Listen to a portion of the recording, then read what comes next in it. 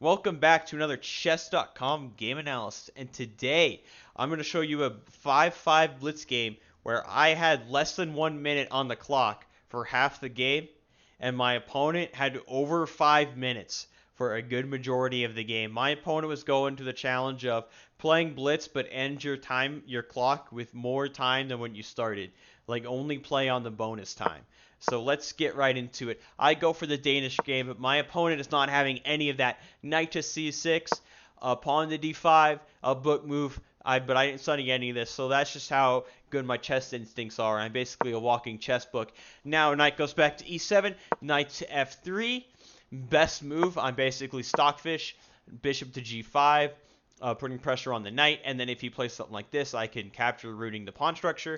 But he goes pawn to f6. That's okay. I kind of wanted to bait that forward, but now he's going full steam ahead with the pawn to f5, and I play bishop to d3.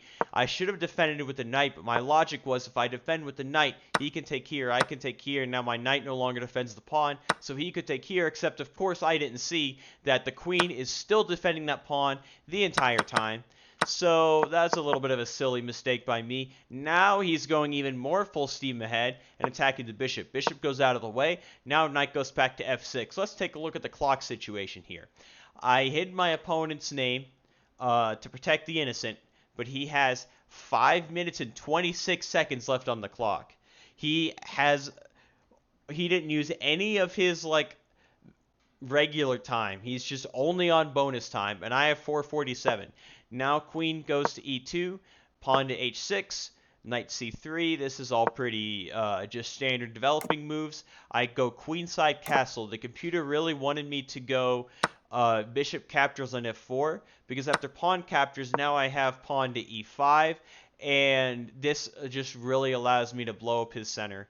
And I sacrifice the bishop for a really good center attack here. And also, if your opponent is attacking on the sides, the best way to counter that is an attack in the center, especially when their king is still in the center.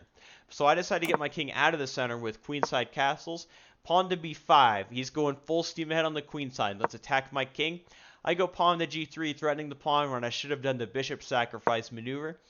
Pawn to g5 defending. And now pawn to h4, and he finds the perfect move. Pawn to g4. He is now at 5 minutes and 39 seconds on the clock. He is finding the perfect move in less than 5 seconds. So, that's a little sus. But I'm not accusing my opponent of anything because of how the rest of this game played out. This is just an insane opening by them. Knight to h2. Going out of the way, and it wanted me to sacrifice the knight to get a pawn back. Now he plays pawn to f3, and unfortunately for him, this wasn't a good move because after pawn to b4, my knight has no good squares.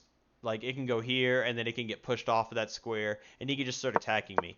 But he gets greedy. He attacks the queen. Now queen goes to e3, pawn to b4, knight goes out of the way. Defends the pawn with the other pawn. And now I sacrifice the knight. Because when he takes back, now I could take the pawn. But he had a much better move, and it was capturing with the bishop. Now the pawn's completely defended, and my position is very hopeless. But he fell right into my trap. Totally planned, totally intentional. And I take the pawn. So I cleared out those pawns, and now I'm going to see if I can get some sort of counterattack going.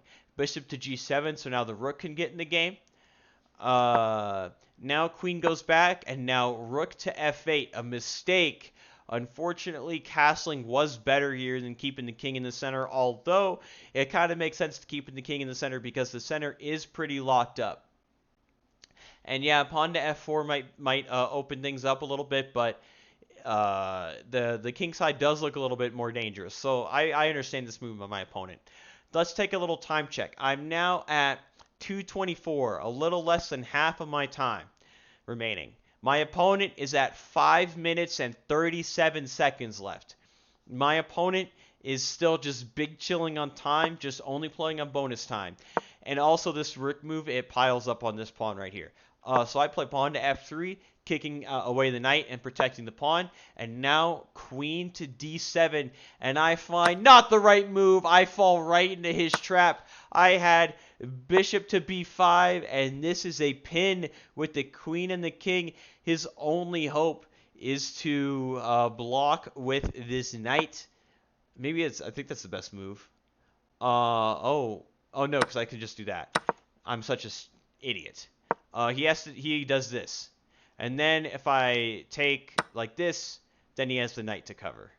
Or he can just move the queen out of the way. So I'm an idiot right there. This is how bad I am at this game. But I fall right into his trap. I take his knight, and now he takes my knight. But now I find the idea. Bishop to b5 check, and we get the queen. I fell right into his trap, which was actually all part of my trap. And by all this, I mean I just found it in the moment. But anyway, so now I take the queen, and now I'm attacking the rook. I'm at 2 minutes and 9 seconds left. My time is dwindling away. Meanwhile, my opponent is big chilling with 5 minutes and 28 seconds left. Rook goes to c8. Everything is defended. These two defend the rook. The rook defends the pawn. Rook to f1, offering an exchange. Now he takes this free pawn and begins an attack on the rook. Trade. Now rook goes out of the way of the bishop. King moves out of the way. Now queen attacks the a5 pawn. I figured let's win some pawns while we're at it. Rook goes to a8 for defending.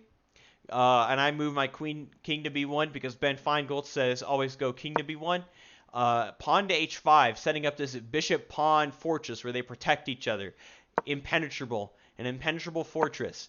And now he goes knight to c8, blundering mate in 6, which I find the first move, but not the second, by queen to e8 check. And I literally almost played this. I almost played queen to d7.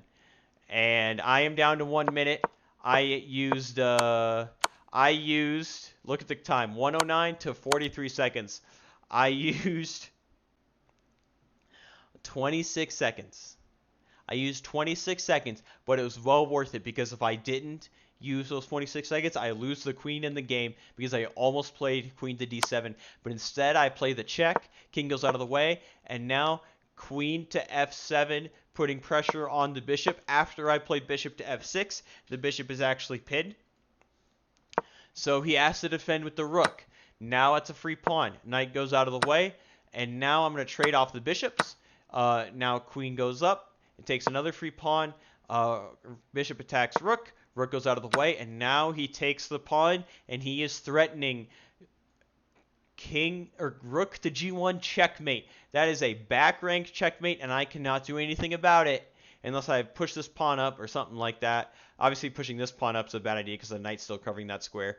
But it could be really sketchy. So every move I make has to be a check. And now look at the time. I have 22 seconds left. I have 22 seconds left to find a good attack on his king and not get checkmated. And he over here, he's sweating because he's down to 4 minutes and 53 seconds left. He has actually used all of his bonus time. He has failed the challenge to only use his bonus time, and now he's using his regular time. Okay, rook to h6 check. King goes out of the way. Queen to e6, a diagonal check. King goes back to f8. Queen checks. King goes out of the way. Rook h8 check. And now I figured I'm going to go for like a ladder mate here. So I play rook to h7, although this was mate in 1 because the queen covers these squares. Oops. And the pawn covers these squares. So I missed a mate in 1, but that's okay because I found a mate in 2. 13.3 seconds left when I find this. This is basically a back rank. He has to go back, and he resigns because on the very next move, I have queen check, rook blocks is the only move, and now this is checkmate. And this game just shows the importance of using all of your time because I won with 13 seconds left, and my opponent ended the game with 5 minutes and 7 seconds left on their clock. My opponent ended the game with more time left than when he started. And I ended the game with 13 seconds. All right, see ya.